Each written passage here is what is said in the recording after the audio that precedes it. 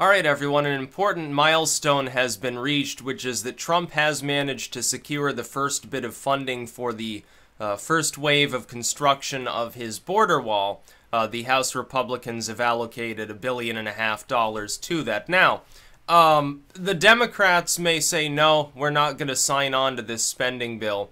And that leaves the Republicans with several decisions to make. The first is ideological. They could just browbeat the Democrats, say, oh, look, they don't care about border security. They don't want to finally solve this fucking problem. And I think you'll find that the majority of Americans do support the idea of enhancing our border. Mass deportation, no. That's something only a minority support. Hell, it'd be difficult to find, I think, a majority that supports even more limited deportations. As far as the refugee freeze, that was wildly popular. It's like, 60% approval for that idea, and Trump got that. So that's an important one. The border wall, I think, would be close to that in terms of popularity. You have some of these border communities rocked by cartels. Having a physical barrier there of more substantial means would at least help the problem to some degree. It won't solve every problem, but it certainly helps. And the overall amount of investment, we're talking about a few $1 billion, in comparison to the budgets for some of these other offices, is peanuts compared to them. And we should be able to allocate all of the funds for the border wall in one fell swoop without any tax increases, just by cutting a couple of federal agencies. And we'd save a lot of money in the long run. Yes, that includes if it's a solar wall. Some people were saying, oh, well, that wouldn't work because you don't know anything about wall construction. It's called a roof. It's called a roof. You have a walkway along the whole wall with a roof on it, which is covered at least on one side with solar panels. Yes, it's capable of working. Engineers are capable of building a wall that contains a roofing element. I think that's pretty straightforward. But that's just like dicking around over minutia. The House has decided to fund the, beginning construction of the enhanced border security that Trump wants. That's a victory for him. That's going to get a lot of the core Trump fans are going to huzzah over and over about this. If the Democrats, as they probably will, attempt to obstruct it, the Republicans may very well invoke the nuclear option as well. They may say, well, this is necessary for the security of the U.S. We will be funding this. You're going to need to take a back seat now because you don't control the House or Senate. I would advise them, by the way, to do so. I understand that invoking the nuclear option on that kind of vote would be messy, but the Democrats already set the precedent for invoking it for appointments, so I'm not sure exactly what the difference is. Having too much restraint will make you look like you're doing nothing, just like the Democrats. See, the Democrats' problem is they don't have a platform. They haven't made a proposal on how to solve the issue of illegal immigration or of border security / cartel violence. They have not made an actual suggestion on how they, if they were in control, would solve the issue. That's because they don't want to solve the issue. There are also a lot of Republicans who don't really want to solve the issue either, because, of course, they see illegal immigrants as nothing but like slave labor for large corporations. That's basically, they love globalism, so they have no problem with it. And the Democrats see them as like a captive voting audience, which is bullshit anyway because of demographic shift over time. We're seeing it begin now. I think they're going to be quite surprised come 2020. I think it'll be quicker than you think. I think a lot of things in politics shifting right now will be a lot quicker than I expected, let alone what the average policy wonk expected. I think it's going to be a fun ride for the next couple of decades. It's going to be a little bit like Helter Skelter, I think. But if the Democrats decide, no, we don't want to fund it, and they just sort of filibuster the budget, then it leads to a shutdown. Now, in my opinion, it's okay to shut the government down and fucking keep it shut down for the rest of time.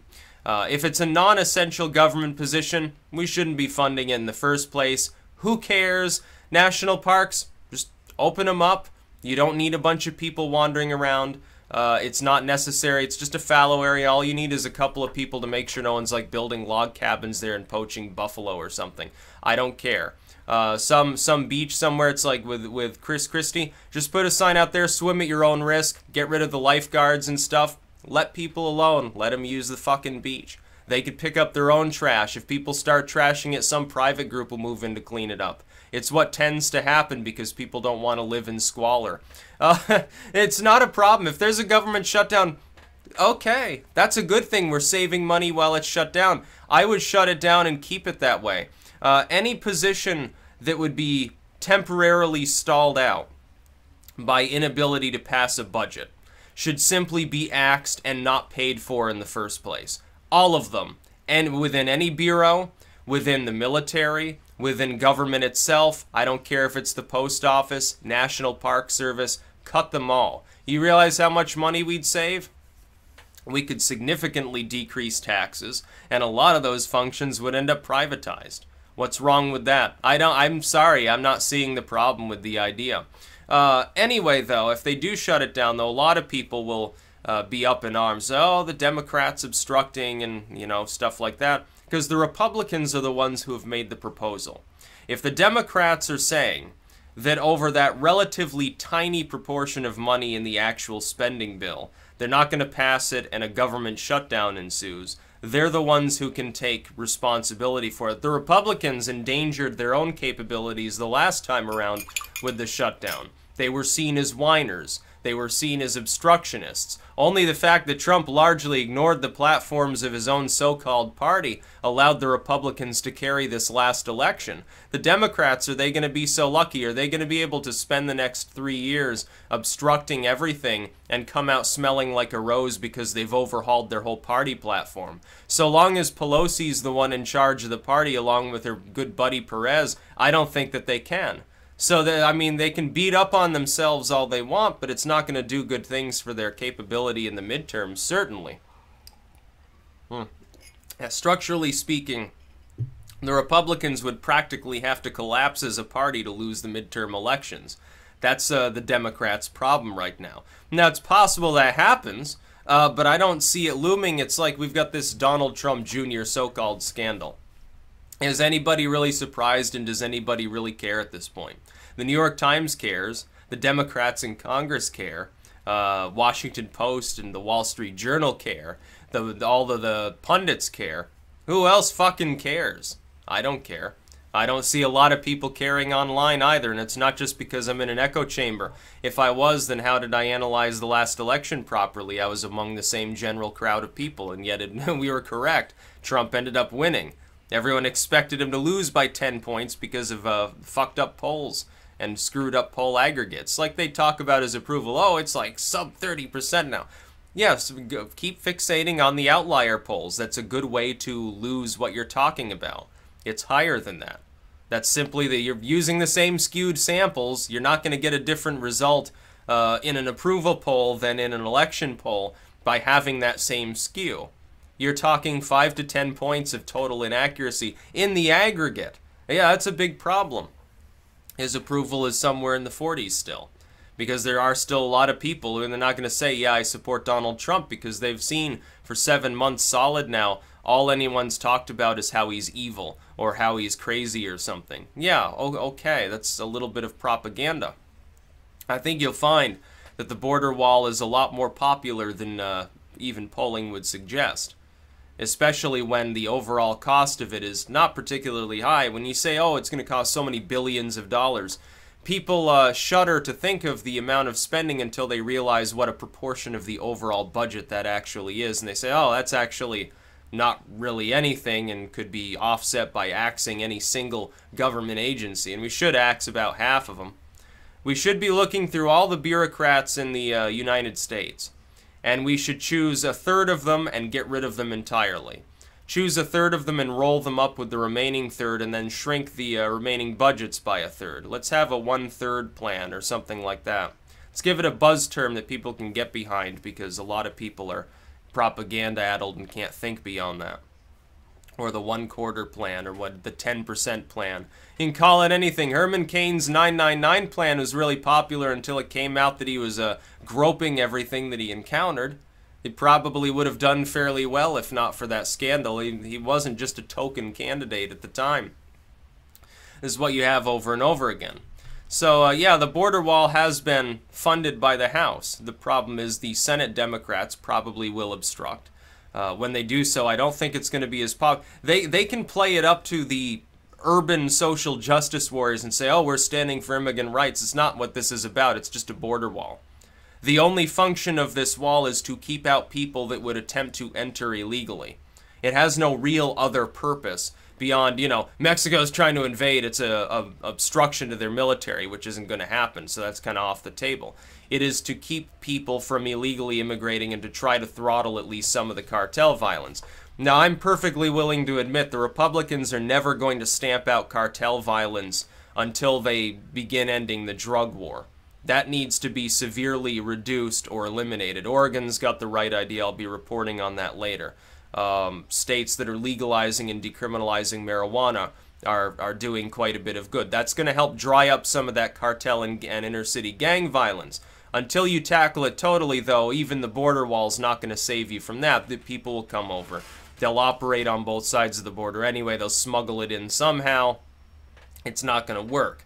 But as far as the human trafficking, which if someone hires a coyote that may or may not rape him and hang him off a cactus on the way through, as far as that, coming into the United States illegally for some other purpose, yeah, the border wall will be helpful.